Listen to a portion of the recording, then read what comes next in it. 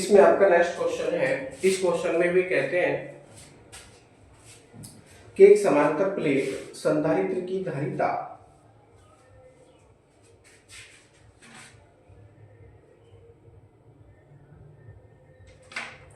ये हमने अगला क्वेश्चन पढ़ लिया। पिछला क्वेश्चन है, इससे एक समांतर प्लेट वायु संधारित्र की प्रत्येक प्लेट का क्षेत्रफल 150 सेंटीमीटर स्क्वायर है। इसकी प्लेटों के बीच 0.8 mm की दूरी है।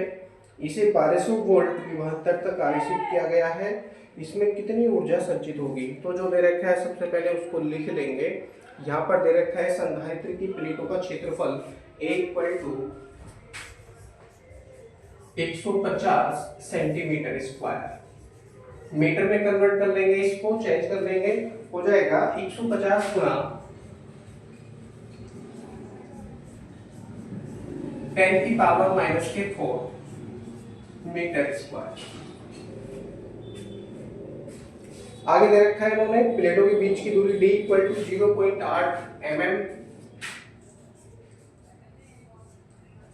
0.8।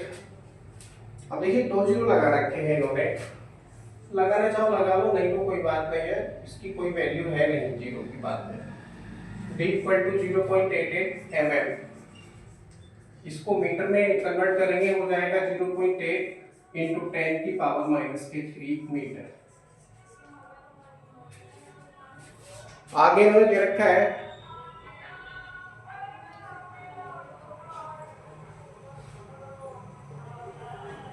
1200 वोल्ट विभवांतर है, V = 1200 वोल्ट या V0 करके लिखिए इसको, क्योंकि प्रथम कंडीशन में वोल्टेज है ये 1200 वोल्ट। पूछते हैं इसकी ऊर्जा, इसमें कितनी ऊर्जा संचित होगी? तो ऊर्जा संचित होने के लिए सबसे पहले याद करेंगे इसकी धारिता कितनी है, क्योंकि सबसे पहले उस संधारित्र की प्लेटों के बीच में वायु है ना, कोई भी परावैद्युत पदार्थ नहीं भरा है उन्होंने, तो वायु है, उसे वायु संधारित्र कहा जाएगा। तो वायु संधारित्र की धारिता सबसे पहले हम ज्ञात करेंगे यहाँ पर। तो वायु संधारित्र की धारिता हो जाएगी C0 = वायु संधारित्र की धारिता।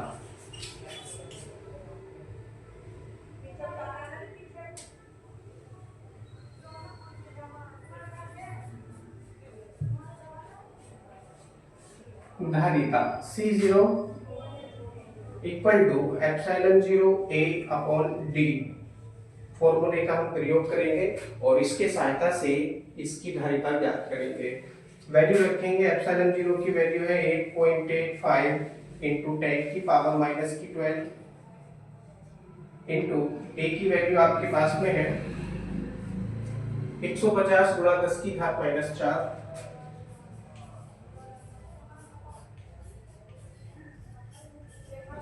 पूरे के बटे, और d की वैल्यू आपके पास में है 8 × 10⁻⁴। भी मैं इसको लिख सकता हूँ, नो प्रॉब्लम, 3 दशमलव मैंने हटा दिया, 8 × 10⁻⁴। कैलकुलेशन करेंगे तो धारिता आ जाएगी इसकी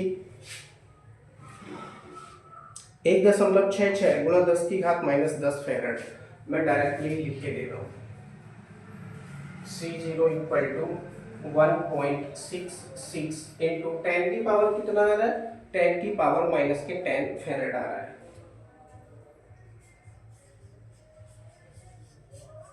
फैराड ये धारिता हो चुकी है इसकी। अब धारिता हमारे पास में आ चुकी है संधारित्र की। अब हम इस धारिता के अनुपात में उसमें कितनी ऊर्जा संचित होगी यह ज्ञात कर लेंगे। वायु संधारित्र की ऊर्जा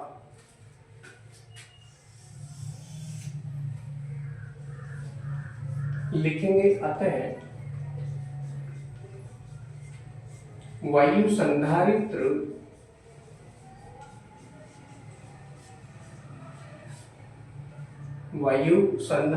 में संचित ऊर्जा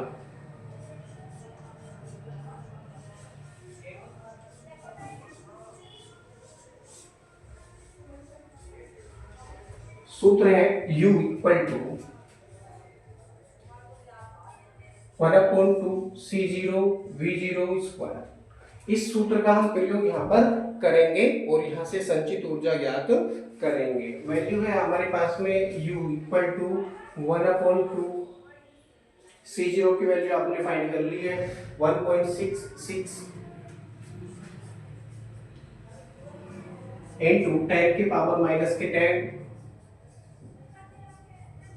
इनटू V0 स्क्वायर। V0 है आपके पास में 1200 वोल्ट, इसका हम स्क्वायर खोल देंगे तो 12 का 12 से गुणा करेंगे 144 144 और इसमें कितने जीरो है? 2 जीरो है। स्क्वायर के बाद में कितने हो जाएंगे? 4 1 2 3 4 डायरेक्टली, ठीक है ना। डायरेक्टली मैंने इसका स्क्वायर ओपन कर दिया। काटेंगे तो 2 8 16 0.83 बार कटेगा ये। जो बचा उसको लिखेंगे U इक्वल टू 0.83 इंटू 10 की पावर माइनस की 10 इंटू 144 40। अब इसका हम मल्टीप्लाई करेंगे तो क्या हो जाएगा? इतना ही तो बचा है हमारे पास में। मल्टीप्लाई करेंगे तो प्राप्त होगा 3.6 गुणा 10 की घात माइनस के 4।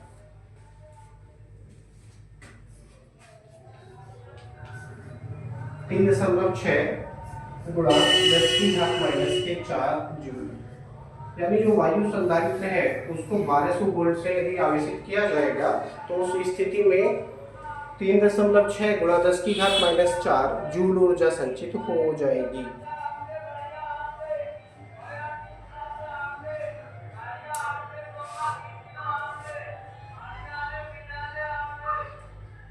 सॉरी, इसकी जो कैलकुलेशन है वो 1.2 आ रही है।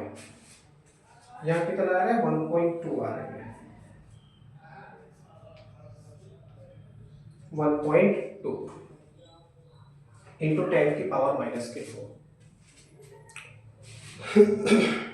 अब क्वेश्चन में आगे दे रखा है उन्होंने, यदि संधारित्र को पहले आवेशित करते हैं और फिर परावैद्युत पदार्थ से भरते हैं तो आवेश नियत रहता है।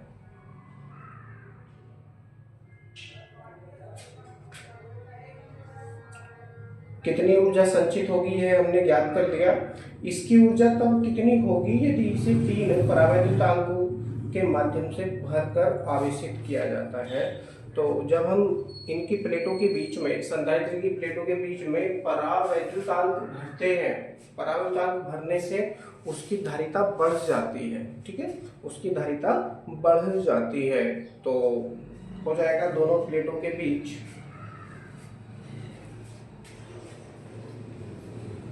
दोनों प्लेटों के बीच परावैद्युतांक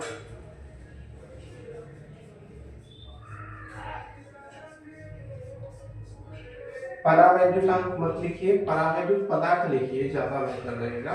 परावैद्युत पदार्थ, इसका प्रवर्तांक के इक्वल टू क्या दे रखा है इन्होंने? 7 है। कितना है? के इक्वल टू 4 नहीं, के इक्वल टू 4 नहीं है, के इक्वल टू 3, के इक्वल टू 3। दोनों प्लेटों के बीच परावैद्युत पदार्थ रखने पर या भरने पर संधारित्र की धारिता, संधारित्र की धारिता कितनी हो जाएगी? देखते हैं। परिवर्तित हो जाएगी, के गुना बढ़ जाएगी। उसकी धारिता कितने गुना बढ़ जाएगी? के गुना। अब देखिए, परावैद्युत पदार्थ उसकी प्लेटों के बीच में भर दिया जाता है तो वह परावैद्युत संधारित्र कहलाएगा। परावैद्युत संधारित्र की धारिता ज्ञात करेंगे। सूत्र है हमारे पास में C equal to C0 into K, C equal to C0 into K. इस सूत्र का हम यहाँ पर प्रयोग करेंगे, वैल्यू रखेंगे यहाँ पर।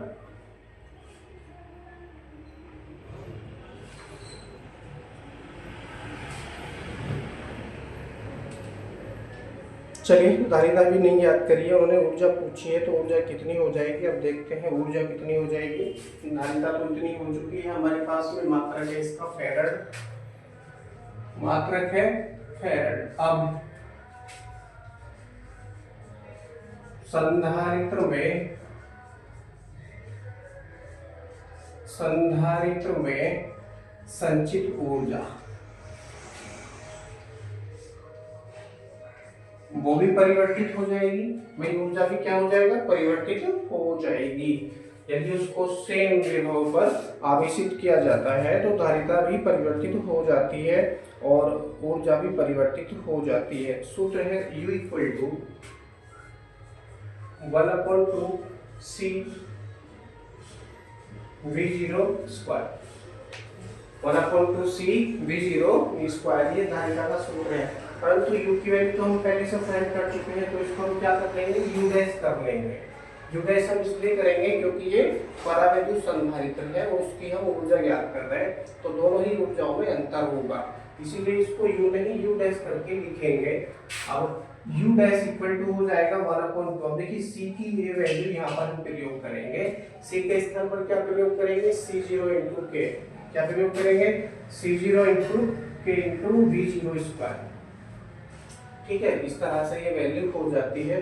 परंतु मैं इसको दूसरे तरीके से भी लिखना चाहूँ तो ऐसे लिख सकता हूँ इसको, C0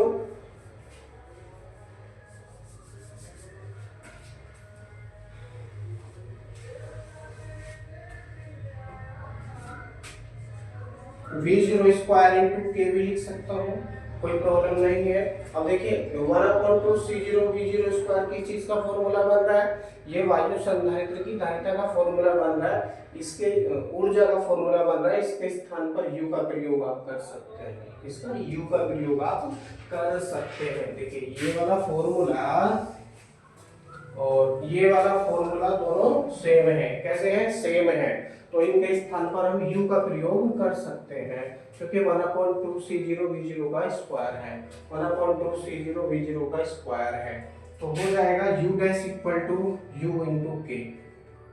भाई उसकी जब धारिता K गुना बढ़ जाएगी तो उसकी ऊर्जा भी तो K गुना बढ़ जाएगी, ऊर्जा भी क्या है, K गुना बढ़ जाएगी। अब देखिए ऊर्जा ज्ञात करेंगे तो U डैश इक्वल टू क्या हो जाएगा, U की वैल्यू आपके पास में है 1.2 इंटू 10 की पावर माइनस के 4 joule,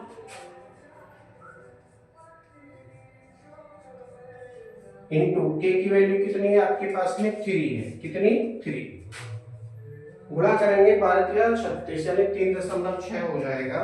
U dash equal to 3.6 गुणा 10 की पावर माइनस के 4 जूल हो जाएगा।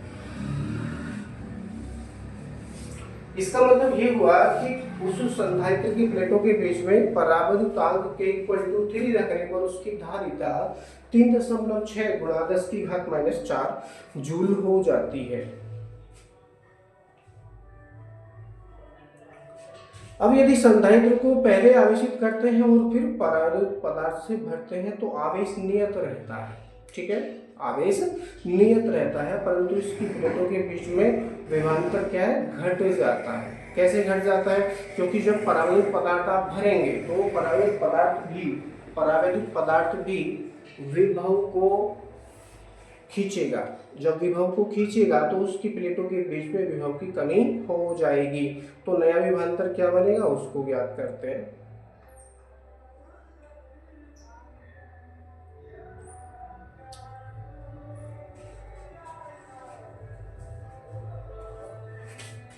ओके,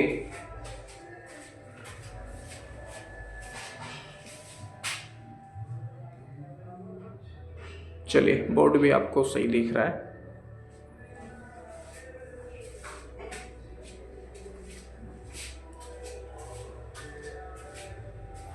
अब मैं इसको साफ कर देता हूं।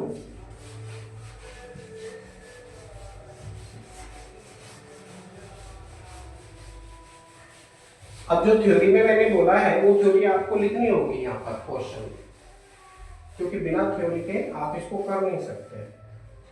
क्योंकि नए नए सूत्र उत्पन्न होते हैं, नई नई चीज़ें, जैसे राशियाँ घट रही हैं, बढ़ रही हैं, उन राशियों को भी हम देखेंगे कौन सी राशि घटेगी, कौन सी राशि बढ़ेगी।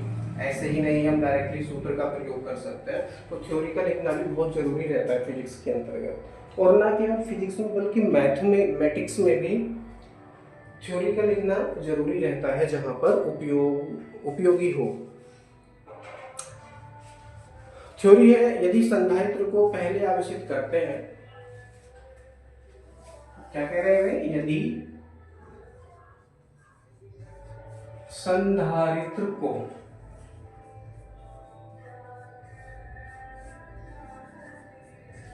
पहले आविष्कृत करते हैं। प्रश्न में दे रखी है थ्योरी, हमने अपने पास से नहीं बनाई है, प्रश्न में दे रखी है। यदि संधारित्र को पहले आविष्कृत करते हैं,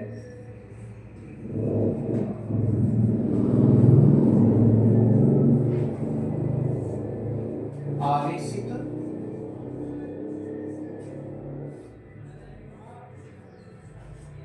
करते हैं, संधारित्र को पहले आवेशित करते हैं और फिर परावैद्युत पदार्थ से भरते हैं। भाई आवेशित किया और उसके बाद में परावैद्युत पदार्थ से इसको भर दिया।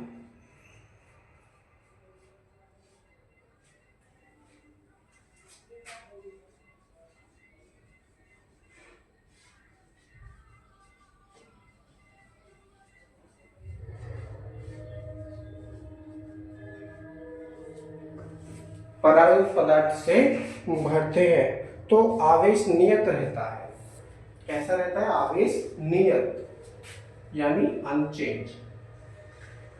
संधारित्र में जो आवेश रहता है संचित, वह नियत रहता है, आवेश नियत।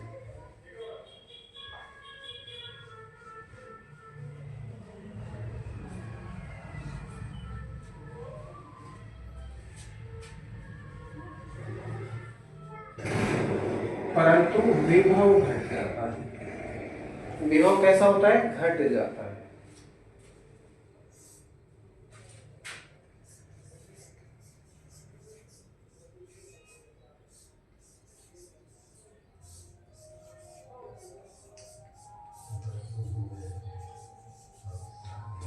विभव घट जाता है, अतः नया विभव।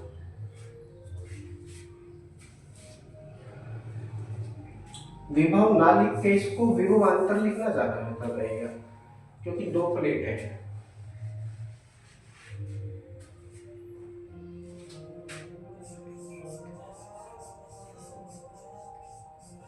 विभवांतर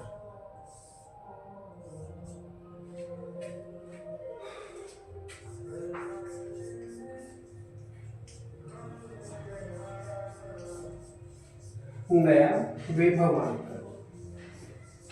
प्लेटों के बीच में नया विभवांतर कितना बनेगा उसको हम याद करेंगे। सूत्र है V equal to V0 upon K. V equal to V0 upon K. इस सूत्र का प्रयोग करते हुए हम नया विभव कितना है उसको याद करेंगे। मात्रक है वोल्ट। मात्रक क्या है, वोल्ट है। अब ये तो हम कर सकते हैं क्योंकि V0 की वैल्यू भी हमारे पास में है, कितनी 1200 वोल्ट दे रखी थी इन्होंने, और K की वैल्यू भी आपके पास में K इक्वल टू कितना है 3 है। तो 3 से काटेंगे 1200 को तो 400 बार ही कट जाएगा। तो नया विभवांतर कितना आ जाएगा प्लेटों के बीच में, 400 वोल्ट आ जाएगा। अब 400 वोल्ट विभवांतर है, उस विभवांतर पर कितनी ऊर्जा संचित होगी ये भी देख लेते हैं। अब संधारित्र की ऊर्जा,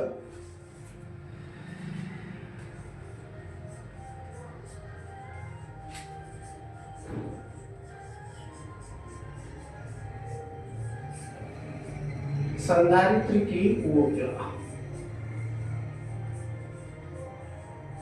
देखिए, यहाँ पर हमने तीसरी बार ऊर्जा ज्ञात करने जा रहे हैं। 2 बार हम पहले कर चुके हैं। कब कर चुके हैं, एक तो तब कर चुके हैं जब वह वायु संधारित्र है, यानी प्लेटों के बीच में वायु है, तो उस समय उसकी ऊर्जा कितनी थी वो हमने ज्ञात किया। ठीक है, 1.2 × 10⁻⁻⁴ जूल ज्ञात हुई थी पहली स्थिति में ऊर्जा। दूसरी स्थिति में क्या किया उन्होंने, संधारित्र की प्लेटों के बीच में k इक्वल टू 3 भर दिया। क्या भर दिया? k इक्वल टू 3 परावैद्युत पदार्थ उन्होंने भर दिया। ठीक है, तो तब उस कंडीशन में ऊर्जा हमने ज्ञात की, वो कितनी प्राप्त हुई है हमको, U गैस इक्वल टू 3.6 गुणा 10⁻⁻⁴ जूल प्राप्त हुई है। ठीक है, ये दूसरी स्थिति में ऊर्जा हमने ज्ञात की है। तीसरी बार वो क्या कर रहे हैं, यदि संधारित्र को पहले आवेशित करते हैं, तीसरी कंडीशन समझ लीजिए प्रश्न की क्या है। यदि संधारित्र को पहले आवेशित करते हैं और परावैद्युत पदार्थ से भरते हैं, आवेशित करने के बाद क्या किया, वो आवेश हटा लिया उन्होंने, मतलब आवेशित हो गया संधारित्र, उसके बाद में क्या किया उन्होंने, परावैद्युत पदार्थ से भर दिया, जिसका परावैद्युत कितना था, k इक्वल टू 3। ये इन्होंने परिवर्तित नहीं किया, k इक्वल टू 3 से भर दिया, तो आवेश क्या रहेगा, नियत रहता है, आवेश नियत रहता है, परंतु विभवांतर घट जाता है। विभवांतर घटकर कितना हो जाएगा, 1/k गुना हो जाएगा, 1/k गुना हो जाएगा। तो नया विभवांतर कितना हो जाएगा, v इक्वल टू v0/k। अब नई ऊर्जा हम ज्ञात करेंगे कि नई ऊर्जा पर क्या प्रभाव पड़ने वाला है। इसका जो सूत्र है वो ये हमने U डैश करके ज्ञात किया है, इसको हम क्या ज्ञात करेंगे, U डबल डैश करके ज्ञात करेंगे, और सूत्र है इसका 1/2CV²। इसी सूत्र का प्रयोग करते हुए ये सारी चीजें हम ज्ञात करेंगे।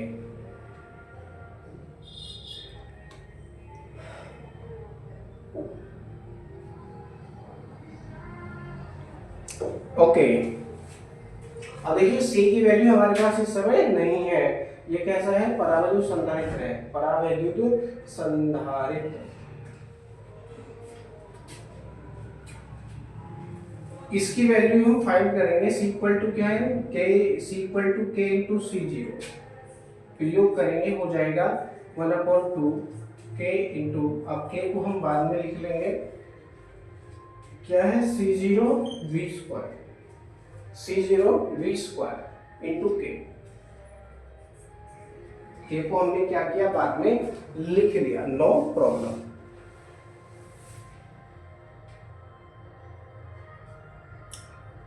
अब क्या हो रहा है, अब नया विभवांतर भी हमारे पास में नहीं है, नए विभवांतर के स्थान पर क्या प्रयोग करेंगे, V0/K प्रयोग करेंगे, क्योंकि नई ऊर्जा हम ज्ञात कर रहे हैं।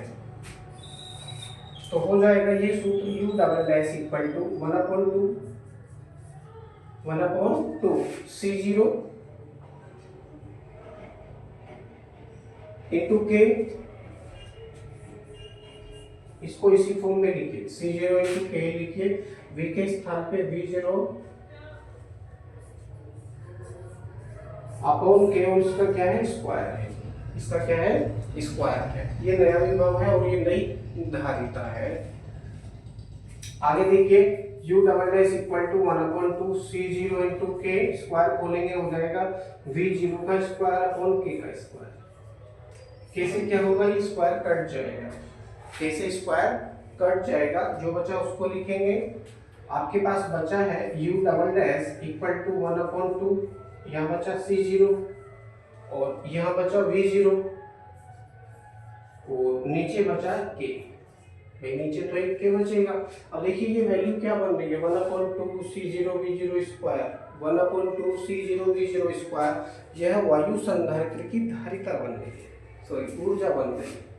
क्या बन रही है, वायु संधारित्र में संचित ऊर्जा ये बन रही है। इसके स्थान पर आप U का प्रयोग भी कर सकते हैं, अतः हो जाएगा U double dash equal to U/K। अभी हम केवल सूत्र ही उत्पन्न कर रहे हैं, कोई वैल्यू अभी हमने प्रयोग यहाँ पर नहीं की है। ओके, तो U के स्थान पर क्या प्रयोग करने वाले हैं अपन, 1.2 इंटू 10⁻⁻⁴। ये किसकी वैल्यू है, U की वैल्यू है, वायु संधारित्र में संचित ऊर्जा का मान है। तो मैं इसको यहाँ कर देता हूँ, U double dash equal to कितना हो जाएगा, 1.2 इंटू 10⁻⁴, पूरे के बटे K की वैल्यू कितनी है, 3, काटेंगे तो कितना कटेगा, 0.4 बार ये कटेगा, 0.4 बार ये कटेगा। या करके आप एक और लाइन लिख सकते हैं, U double dash equal to 4 गुणा 10⁻⁵ जूल। अब उस संधारित्र में कितनी ऊर्जा संचित होगी? 4 गुणा 10 की घात -5 जूल ऊर्जा संचित होगी, यानी ऊर्जा अब घट जाएगी, पहले के मुकाबले ऊर्जा घट जाएगी।